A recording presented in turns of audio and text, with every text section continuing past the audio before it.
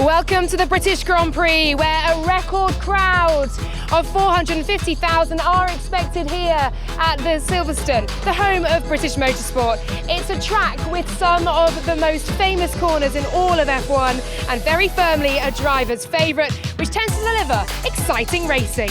Let's get this weekend warmed up, shall we? Well, hello and welcome to a sunny paddock here at Silverstone, the home of British motorsport, and I'm joined by three distinguished gents. Lawrence Barretto joins me, regretting that coat choice, as am I, because the sun has come out and it's pretty warm. James Hinchcliffe joins us over from Canada. Welcome. Yes. Thank you very much for joining us. And Jolyon Palmer as well, on site, not just in a commentary box. We are honoured. How are you? Yeah, good. Really enjoyed being in Austria last time out as well, last week, and straight in here, back-to-back races. Home of British motorsport, home of motorsport at the British Grand Prix. Huge crowd expected, lovely track.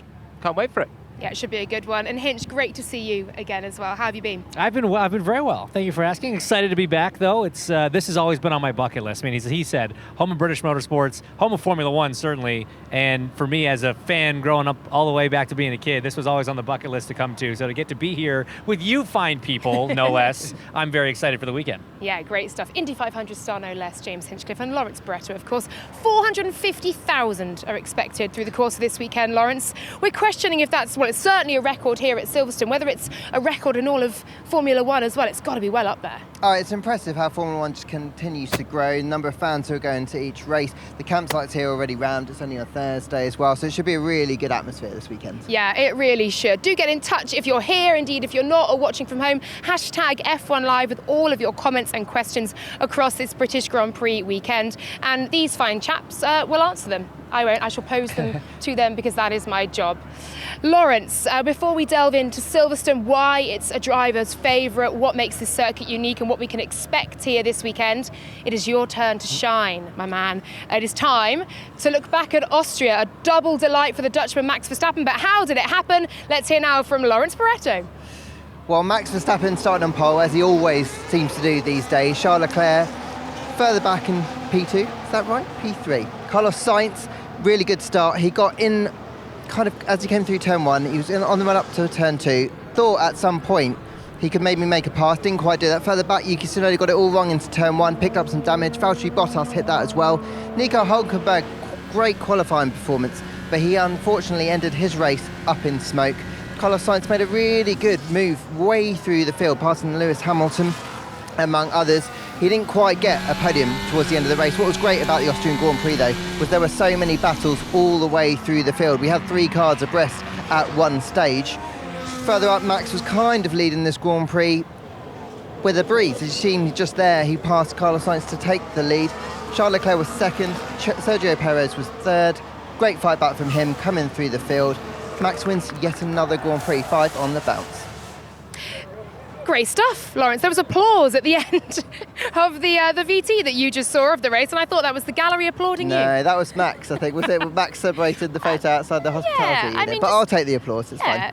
Minorly more of an achievement than what we've just seen from you, Lawrence Barretto. But look, Max Verstappen, Red Bull very much on top. My goodness me, 7 wins for Max Verstappen now, his 5th consecutive in Austria. If he were a constructor, just Red Bull on his own, he'd be leading ahead of Mercedes. Pretty extraordinary stats at this, the 11th stop of the F1 calendar. Jolyon, I'm going to come to you with this next question, as our attentions do indeed turn to Silverstone, to the British Grand Prix, and this track. Drivers were loving it. Every single driver said to me in the pen, I'm sure to you, Lawrence, as well, how much they enjoy racing here. Why? Yeah, these 2 drivers loved it as well. We were out there earlier and gave it a bit of a thrash around. It's really fast. I mean, it's the high-speed challenge that you don't get, I don't think, pretty much any other circuit, certainly no Formula One circuits, where you've got Abbey Farm right at the start of the lap. Then you've got Copse, Maggots and Beckett's, an iconic section. Stowe Corner as well.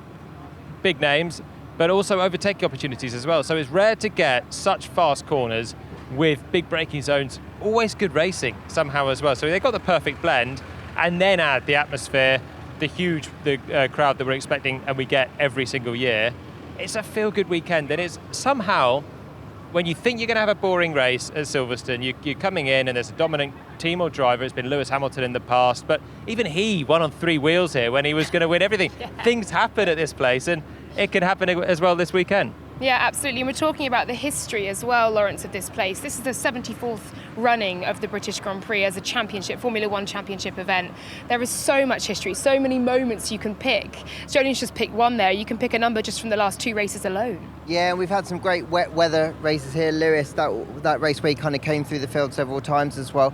There's just a great number of different little corners. When I was having a hot lap today with Esteban Ocon, it was really cool. I know we've all had hot laps. I've not had one. We're not trying to make you feel bad, Laura, but yeah. All the drivers here love their hot laps. I don't know what you were doing. You called me a driver. You made my day. This is sick. I've never had a hot lap round here, and to go through Chapel, Maggots, Beckett's, how quick it is through there. I can't imagine what it was like in a Formula One car, but I think that's just why the drivers love it, because it's such a great challenge. Well, Lawrence, I'm told that your hot lap will be in the pre-qualifying show, and boys, we'll see yours in the pre-race show. Mine, non-existent thus far. Yes. We'll be working on it. Anyone want to give Laura a hot lap? I'm here. She's up for it. I'm ready to go. Apparently, there's a bigger treat for me. Well, that's exciting. I'll wait and see what that is. But Hinch, coming to you there, and obviously Lawrence saying what it's like to drive a Formula One car around here. Jolyon's experienced that. For you driving today, you say this is one on your bucket list. I'm sure it's one on your bucket list to actually race as well. What was it like, the feeling out there? How challenging? How fast? Like 78% of this is full throttle. Yeah, it's just incredible. You know, Jolyon and I were making the comment, you know, in a high downforce single-seater F1 car, a lot of those corners aren't corners. They're flat out, they're easy. In a road car, not so much. So we had to adjust a couple of brake points and turning points as a result. But no, I think, you know, this place obviously has been around forever, and it is the inspiration for so many other great racetracks around the world. You know, we were talking about how you can look at segments of this racetrack and, oh, they clearly use this trying to build this place, or that's just like this corner over here. And all these drivers, a lot of them kind of grew up going through the junior categories here, so you can see why it's a favorite among the drivers. Getting the chance to go around it now for the first time, I get it. It's so beautifully maintained. The layout's beautiful. And you know, the last time I was here, I'd been around, it was the old circuit. So the new circuit was new to me. And to your point, I think what they've done so well now is they've kind of mixed that incredible blend of these fast, challenging, compromised sections with some really good overtaking opportunities. I think it's so much more raceable now than it used to be. You can probably comment on that, but yeah, well, that was the whole reason for the track change. Back in 2011 was the first year we raced on the longer version with a couple of hairpin turns, and it just allows big braking zones. So you come through those first couple of corners pinned in Formula One, and then you got a chance to make a lunge. We saw so much action even there last year with Lewis Hamilton, Sergio Perez, Charles Leclerc, all dicing their way through that section.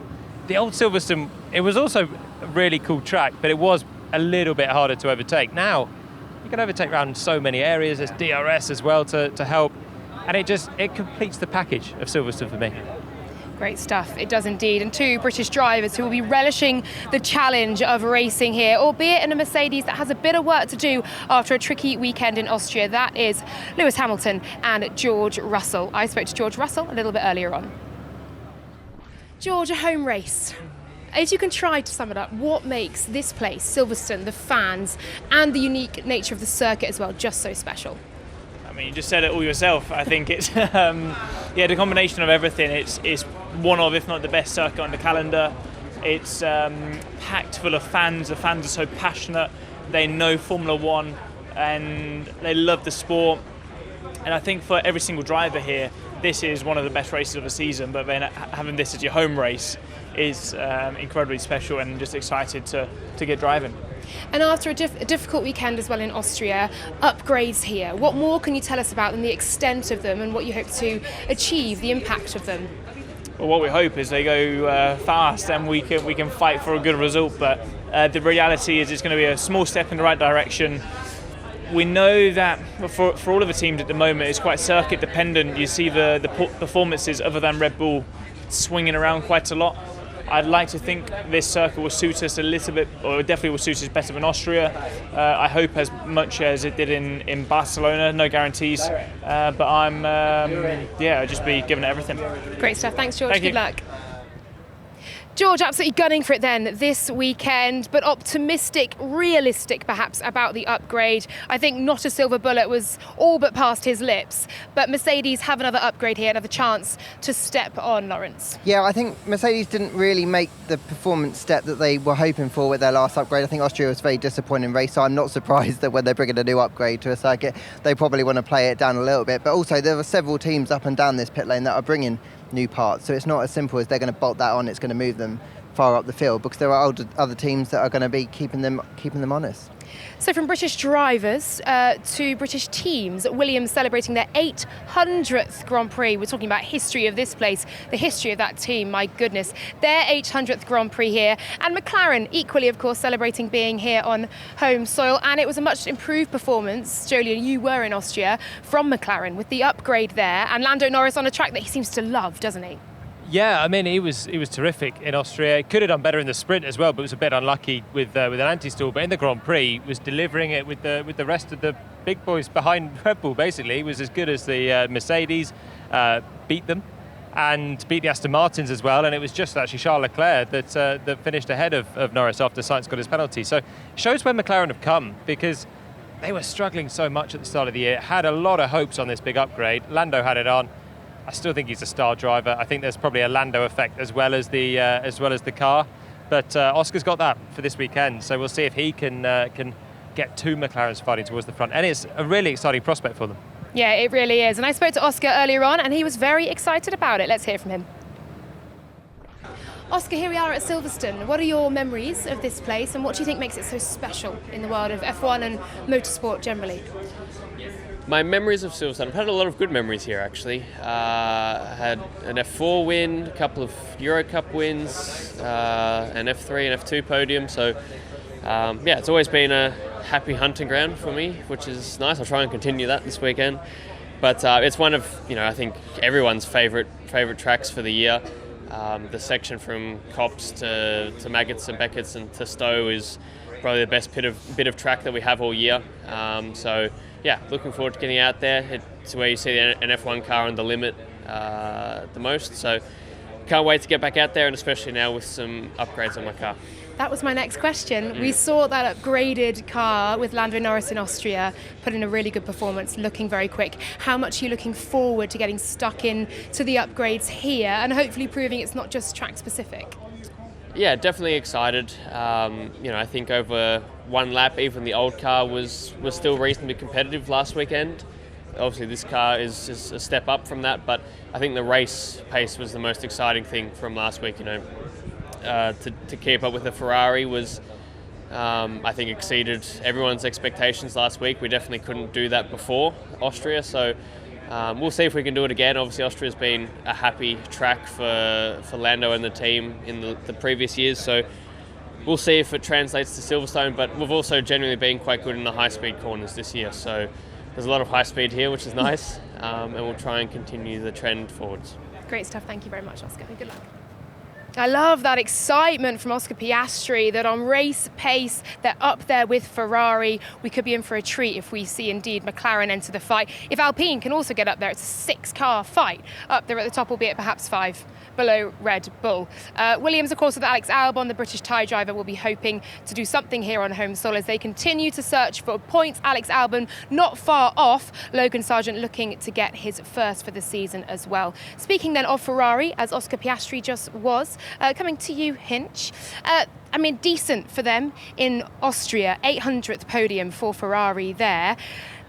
But it seems the fight for them is still very much to try and stay ahead of Aston Martin and Mercedes, try and get back up in terms for second place in constructors rather than looking ahead to Red Bull, isn't it? Yeah, it seems funny throughout the midfield. You see this up and down, this ebb and flow between those teams, between Aston, between Mercedes, between Ferrari. It's exciting for us, but you can tell it's frustrating for some of these drivers. And I think, like a lot of the other teams, the upgrades that Ferrari is bringing, it's making the car maybe a little more drivable, making the window a little wider in terms of setup, but the ultimate pace, it's still just not quite there. Over a lap, yeah, we saw how close the gap was in Austria. Leclerc only half a tenth off pole from Verstappen, but it still just seems that it's more comfortable to drive at that pace, but the pace ultimately is just not up to Red Bull standards, and it's hit or miss who's going to be the best of the rest every weekend, so it kind of makes it exciting.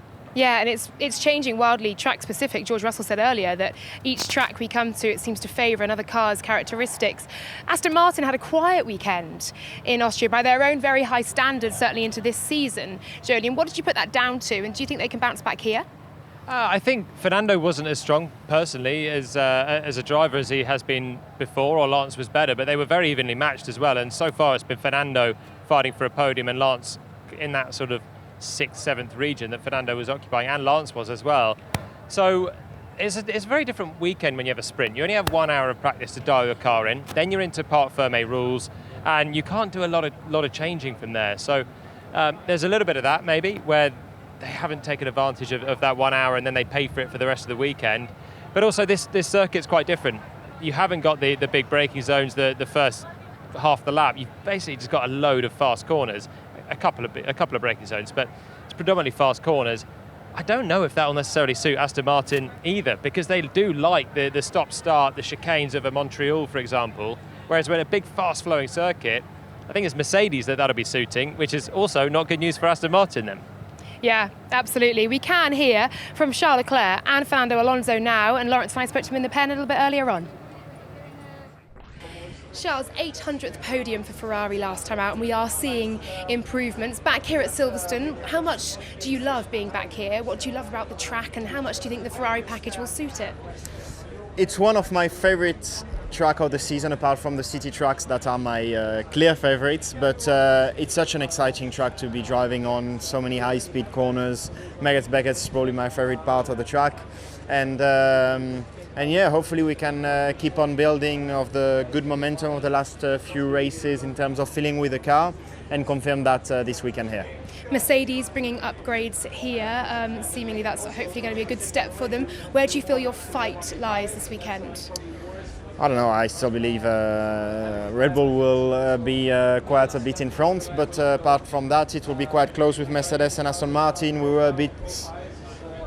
were in front of them in Austria, but now we need to confirm that in a track where it will expose a bit more our weaknesses, which are high-speed corners, so I expect it to be a close fight. Great stuff, thank you very much, Charles. Good luck. See you. Silverstone's always a track that everyone says that they love driving. Is it one that you particularly get excited about tackling? Yeah, as well. The high-speed corners are always great here to feel on a Formula One car. So, yeah, looking forward to the weekend. Last time out in Austria, you said there was just a little bit off, really, Ferrari, where you were hoping to be. To another circuit with high-speed corners, how are you feeling about things? You've got some upgrades, haven't you, here?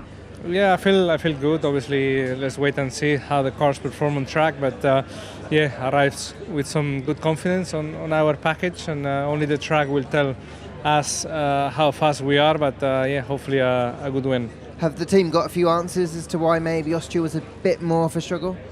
Yeah, a few still ongoing. All the analysis from Austria, a couple of answers that we start to get, but still more things ongoing. Great stuff, thank you. Max, back here at Silverstone, what are the unique challenges of this circuit, and how much do you think the Red Bull, that seemingly is unbeatable at the moment, will suit them? Yeah, I mean, it's a very fast track, a lot of full throttle. The combination of corners, of course, with Beckett's there, I really enjoy.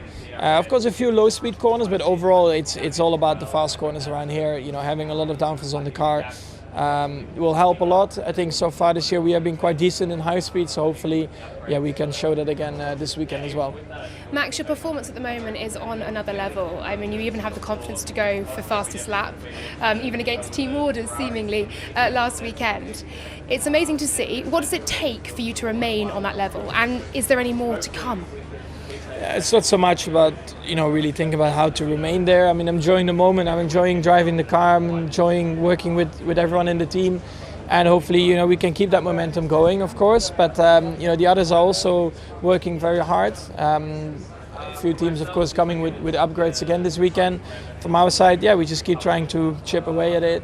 And also enjoy it. How many times do you get into a position like we are in at the moment? So that's also very important. Great stuff. Thank you, Max. Good luck this weekend.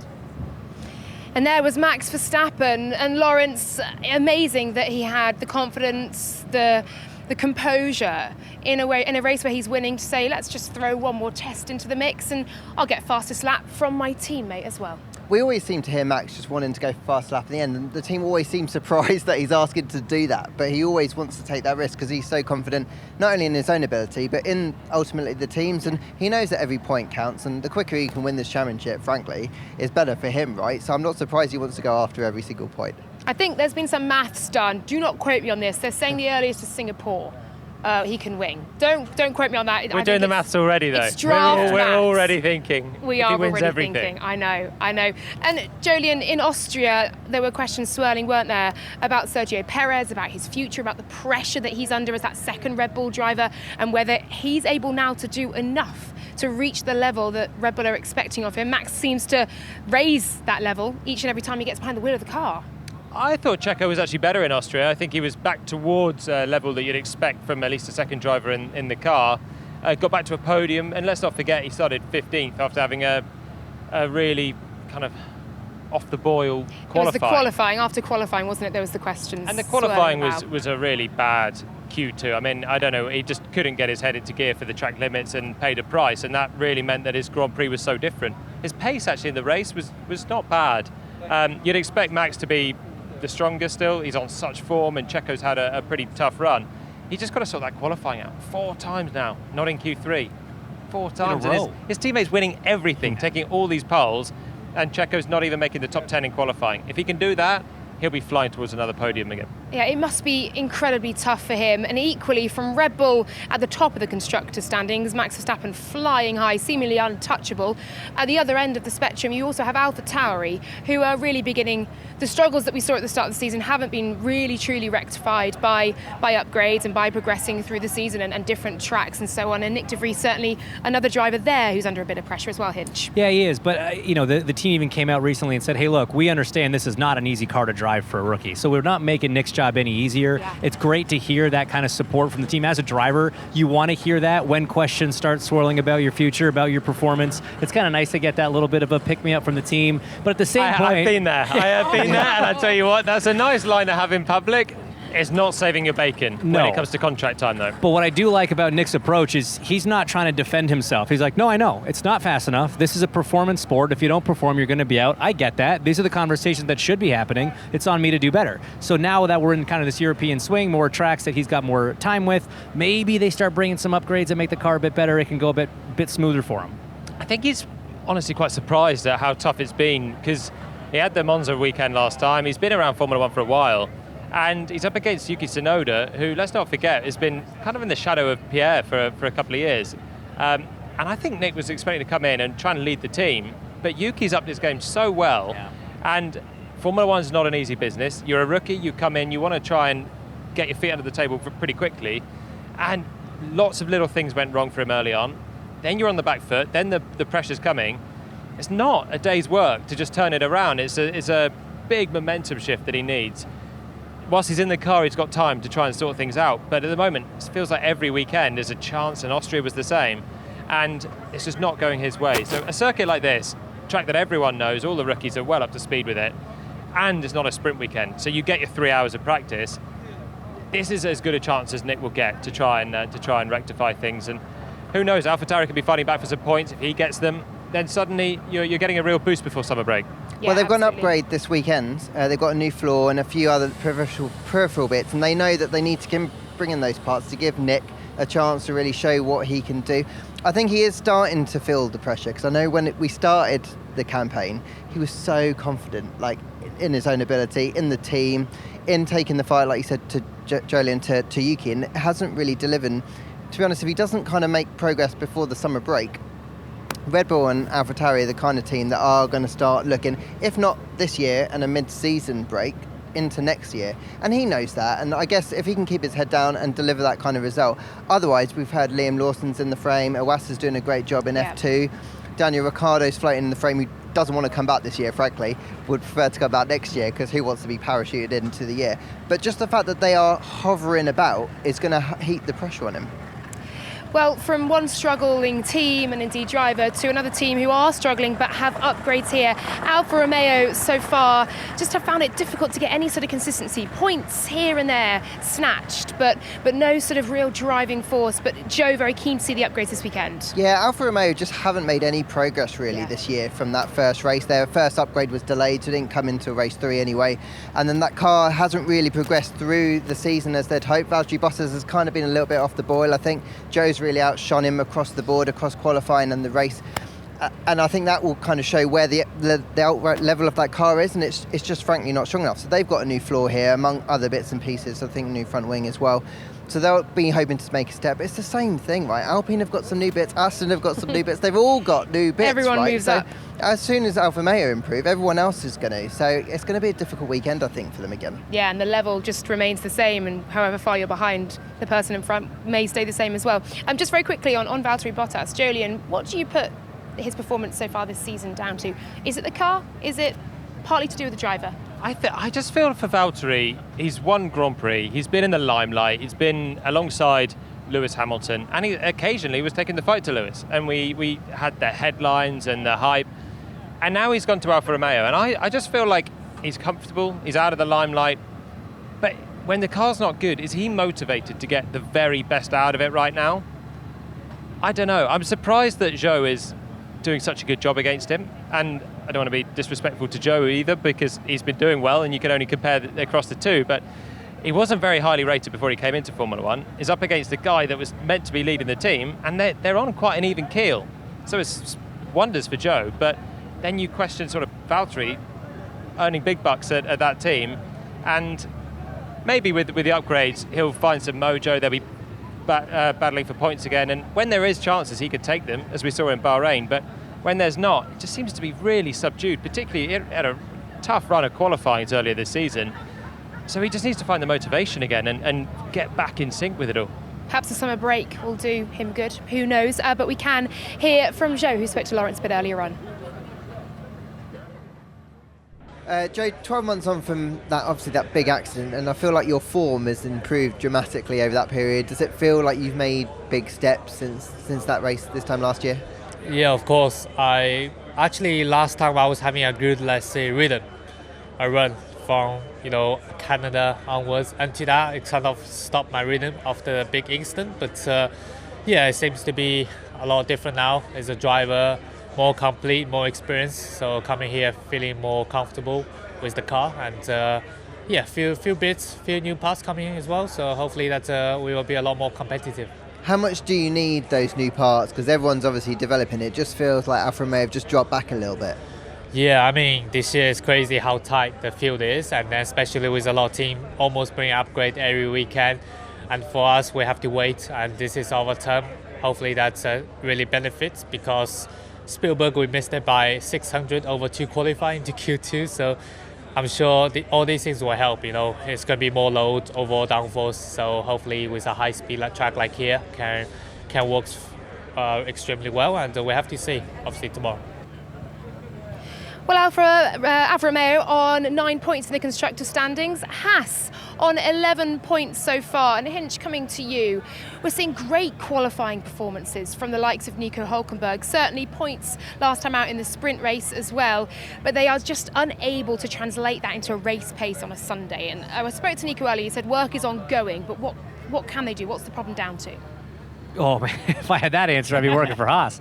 It's a tough situation, isn't it? I think they do a great job capitalizing on sprint weekends, because we've seen that qualifying pace, especially out of Hülkenberg, absolutely incredible this year. We saw what Magnussen was capable of last year, up against him, 3 years out of the seat, all that stuff that we talked about before the season started. I mean, he has just absolutely run with it. And when you have those short sprint weekends, and you don't have the race pace, you don't have as much time to fall back, and you can still grab those points. So they're doing a great job of capitalizing when they have those opportunities. I just don't know that, it's sort of the same problem that we were talking about with Alfa. As everyone else develops, they develop at the same pace, your gap is going to be the same. Race pace is still the challenge. I imagine this is a pretty high-deg track, just with all the fast corners. Yep. So it's probably not going to be a great one, if I'm honest. Well, I was saying this before Austria, and then they scored some points, but actually the sprint was the perfect thing, because not only is it a short race, but it was a sprint where there was a pit stop, so you didn't even need to make the full 24 laps. And mixed conditions, with which Hülkenberg's always good in. Yeah, so there was a lot of circumstance in play. Even if Nico had to take an intermediate the whole way through that, he was dropping down, but the team did a great strategy and Nico was driving well, put on the slicks, and it sort of took away the degradation level for them because they could split 24 laps across 2 different tyres. And it's the Grand Prix where they drop back, and it's always a little bit sad, isn't it? Because Nico's particularly a hero on a Saturday, but it takes about 10 laps and you just see the writing on the wall as he's plummeting down. I mean, this has been a problem for Haas ever since they've come into Formula 1 on race day. They just can't seem to, once they have a problem, it takes them almost a whole season to get on top of it. They're a very small operation. They don't have the sheer number of people that other teams do. They can throw a load of people at it and get a bit of know-how. So I think that's where the struggles are. And you talk to Kevin and Nico and you just don't get the impression that they're much closer to understanding what the problems are. So Nico Hülkenberg is the new Mr. Saturday. That's what we're saying. Okay, we'll take it. George won't be too happy with that, will he? He wants to be Mr. Sunday, though, doesn't he? I suppose so. Yeah. Everyone wants to be Mr. Sunday. Jolyon, coming to you for Alpine. Decent bursts from them, brilliant bursts, double points, podiums, and then some races where things don't quite go their way. Consistency, perhaps, they're one issue for them at the moment that they could address. Consistency, yes. I mean, they've been one of the inconsistent teams this year when you consider where they were before the podium and since the podium. I mean, they were getting a real stern public talking to from Laurent Rossi before they got the podium. 2 races later, they're celebrating in Monaco. And now I feel like they're slipping back to a wilderness into the fringes of the top 10, really. So they've got potential. When they hook it up, they're nibbling away at your Mercedes and your Aston Martins. We'll be interested to see if they can bring some more performance to that car as well, because both drivers are doing a pretty solid job. Just small things seem to be going wrong. We've had a lot of traffic for Pierre Gasly in Barcelona. He should have started 4th there, had 2 penalties, which is just an operational thing, really, for the team, which is so frustrating. Changes the whole outcome of the race. And Esteban Ocon track limits in qualifying in Austria. Should have had 2 cars in the top 10. And it's these sort of things. They don't have the pace of the big guns at the moment. But if you don't, you've got to be maximising everything else, and they're a bit too hit and miss on that. They'll be very wary as well, looking over their shoulders at the likes of McLaren, who have seemingly made a big jump with the upgrades that Lando Norris had on his car in Austria. Indeed, both cars will have here at Silverstone. And Silverstone, of course, Alpine's factory, not too far away at all. They'll be looking to make a real impact here, as Pierre Gasly told us. Pierre, really good to see you. I know in Austria you were saying that you guys know what the weaknesses of the car is like. How are you feeling heading to a circuit that's got some similarly high-speed corners? I love the fact you don't ask about track limits. I will say, well, we got an upgrade this weekend. We got a new front wing, so we expect to have a gain of performance.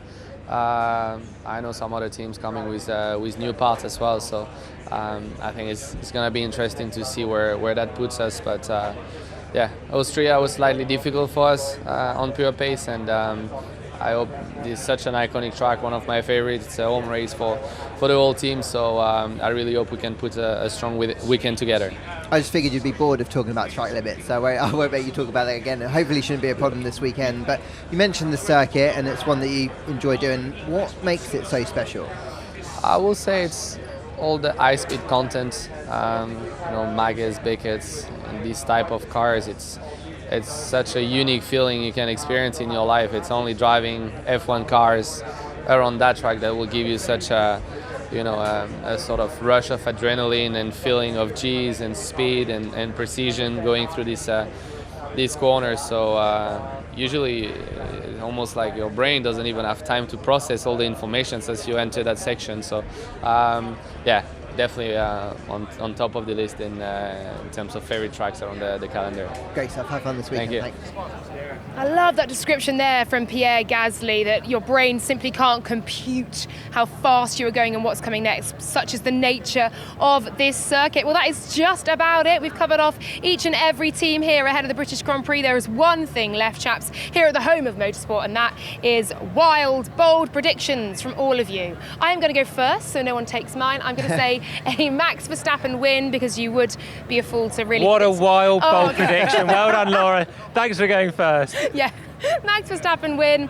I'm going to say Carlos Sainz P2 to back up his first and only win here at Silverstone last year, and a Lando Norris P3. I think McLaren will get on the podium here at their home race. Over to you, Boulder at the end. Lawrence.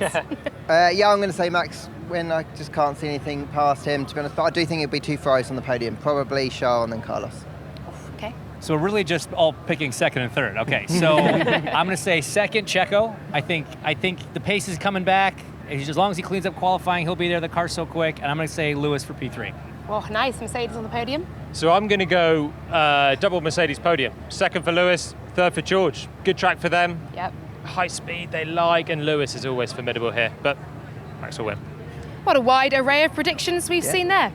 I love that. Also, Red Bull are currently poised on 10 consecutive race wins in a row. They've never made it to 11th. We could see that little slice of history here at Silverstone. I'm sure some of the fans out there would be delighted to see that. Of course, we'll be supporting British drivers and British teams, but there really is no stopping Red Bull at the moment. Thank you very much to you, Lawrence Barretto, to you, James Hinchcliffe, and to you, Jolyon Palmer. Let's take a look then at how the weekend here in the UK shapes up.